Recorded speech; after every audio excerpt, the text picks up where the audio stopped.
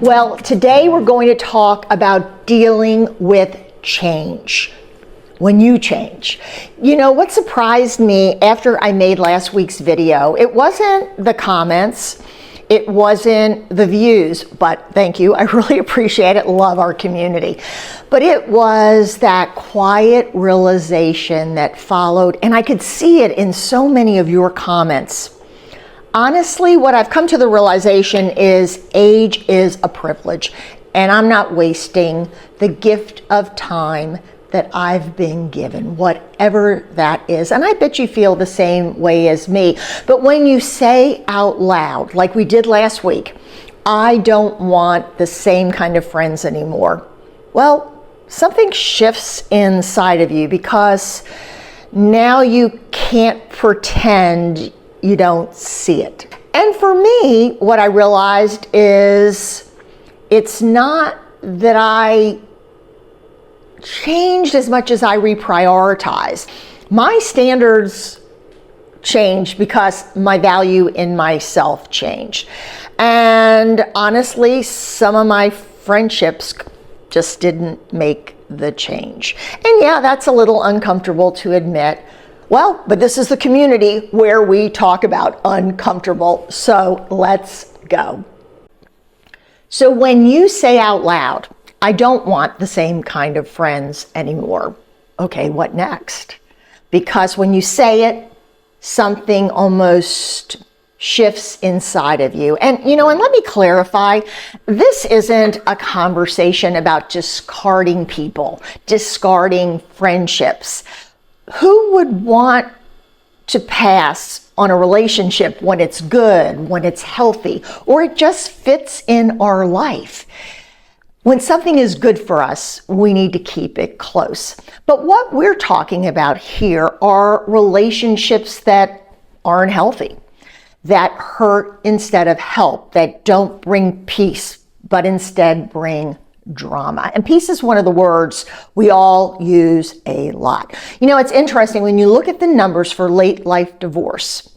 Over 15% of married adults age 65 and older are getting divorced. I mean, that's a rate that's tripled since the 1990s. And they call it the baby boomer effect. I guess we're kind of at the tail end. Many of us, we're living longer. And with our life expectancy rising, healthy 65-year-olds can often expect to live another 20 years, God willing. Many are less willing to spend those decades in unhappy marriages, in unfulfilling friendships.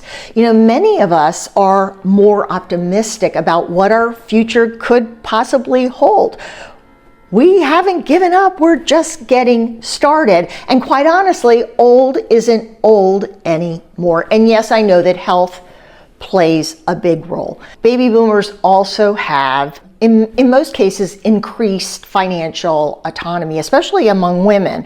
And it's made it a little more understandable for seniors to say, you know what, I can do this on my own and I don't want it to stay in this unhappy marriage. We've also gone through some big life transitions, major changes. We're now empty nesters. We may be retiring. And now men and women, in many cases, have had careers. So we're both facing these huge changes, and that can really strain a marriage and friendships by forcing couples to reassess their relationship without distractions. They don't have to be anywhere. They're not on the time clock.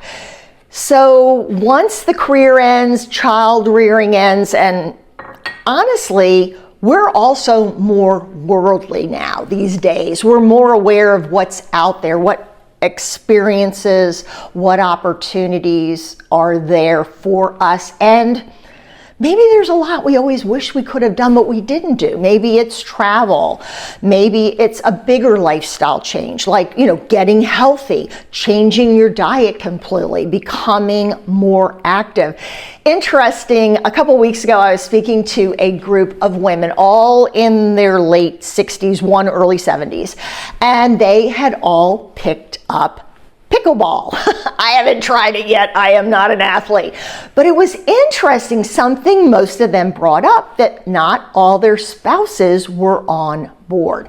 And for one or two couples in particular, it was causing quite a bit of friction. She was taking time away from the home to play a sport with friends. Some of the husbands, just a couple, had decided to play too. Some were okay, you know, they had their own hobbies or they're tinkering out in the garage. But all the women agreed it had been a transition that took some working on, and in some cases, they were still working on it. I think friendships, like marriages, can become habit.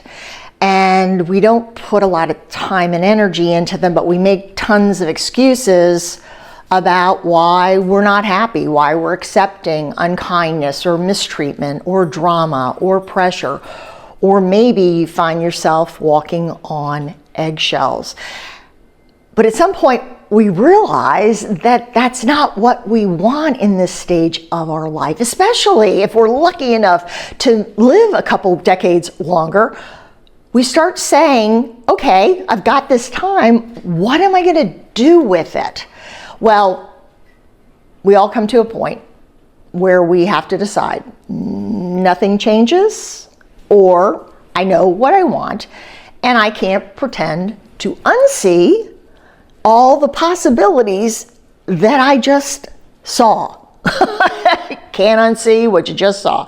And for me, what I realized is it's not that I become so picky. It's not that I became cold. And as I said earlier, it's not, definitely not, that I stopped caring. I've just decided to keep challenging myself, to change myself, my opportunities, the way I look at things. My standards have changed because honestly, for a while after I retired, I saw myself just floating. Zero direction. No need to even get dressed some days. You know, sometimes when it comes to friendship, we don't know how to change.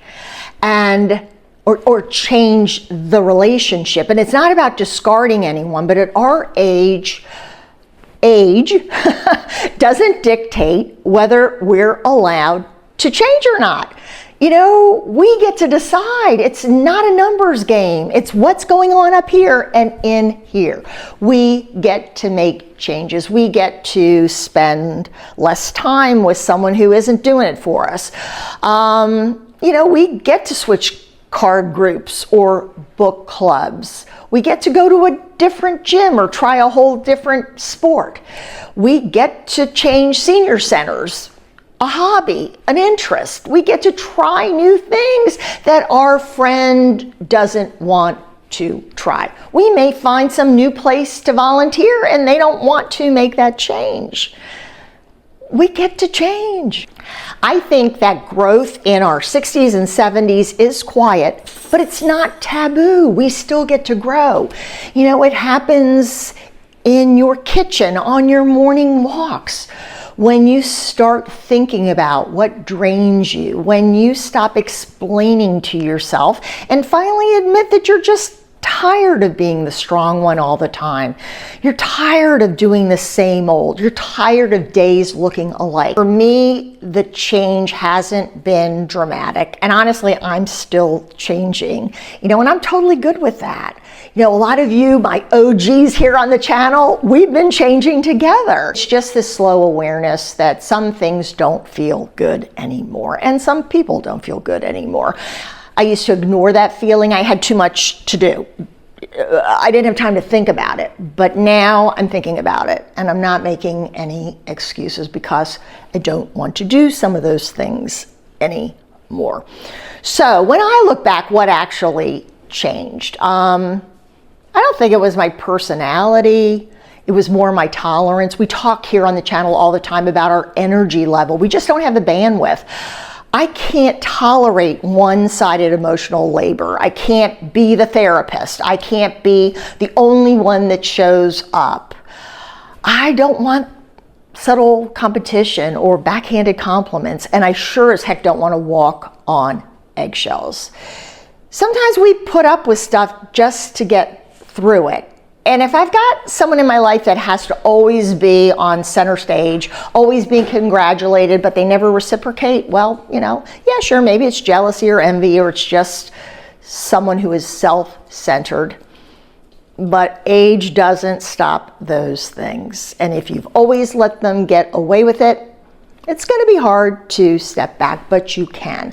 And I think when you get to our stage of life, you do start asking yourself, or I hope you're asking yourself, how do I want to feel after I spend time with someone? And it feeds into our health. And I know all of you use the word peaceful, and that's become such an important word to me too. No drama, lots of peace. If I feel like I leave a lunch or a coffee feeling like I've been judged, or I couldn't keep up, or I couldn't get a word in edgewise, well, hey, that's telling me something. I've just finally started listening to myself and what my priorities are. Needed a little more coffee today.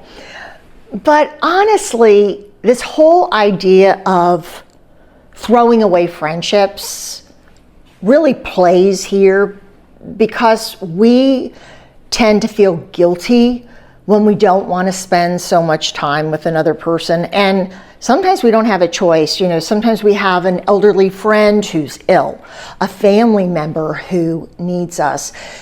So we get to have boundaries, but I guess what I'm saying is we don't have to waste time with people that are using us or using our emotional bandwidth, because we have to sometimes put ourselves in situations that drain us, but we need to be there.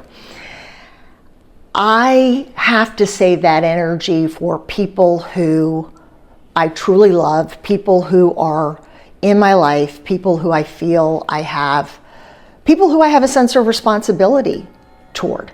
So not everything is peaches and cream, but we get to make decisions for ourselves.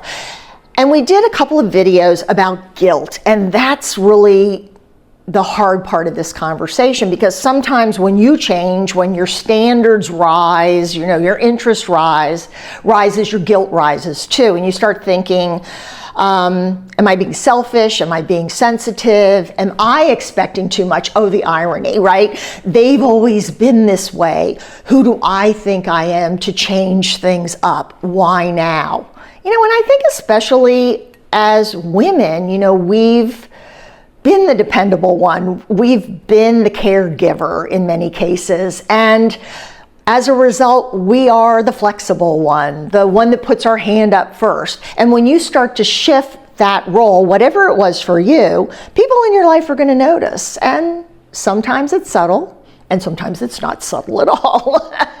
But you can feel their confusion, and sometimes it's even disappointment or even irritation. And we've had women comment on the channel that their friend is appalled that they're trying to change. Maybe they even push back or try to shame you.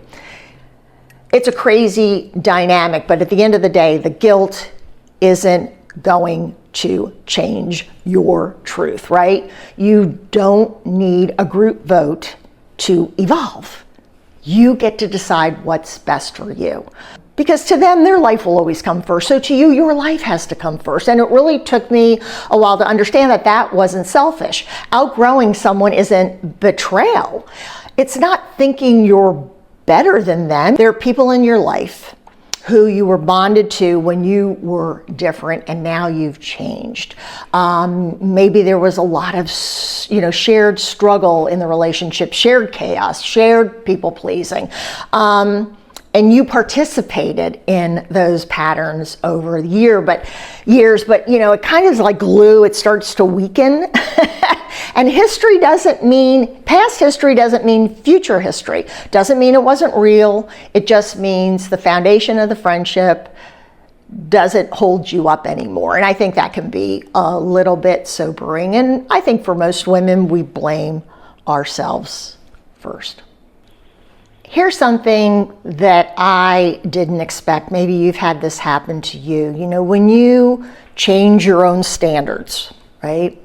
You start, in some ways, you change your own identity, right? You're not the fixer anymore. You're not the strong one. You're not the rescuer. You've stepped back without guilt. But who are you, right? And that can be a little unsettling because sometimes we're ready to change, but we don't know what we're going to change into. Because too often in my 30s, 40s, and 50s, it was built around my title at the workplace, in elected office. If you've been a nurse, if you've been a teacher, oh my gosh, I can think of so many jobs where that is your identity, right? You're the caregiver, the comfort giver, the one the children look up to. So many jobs, careers become our identity. I realized that I had built my identity around being needed, being a task master. And I'm guessing a lot of you feel the same way too. And so when my career stopped, I stopped over functioning, not just at work, but also in friendship. And I had to get comfortable with being less necessary.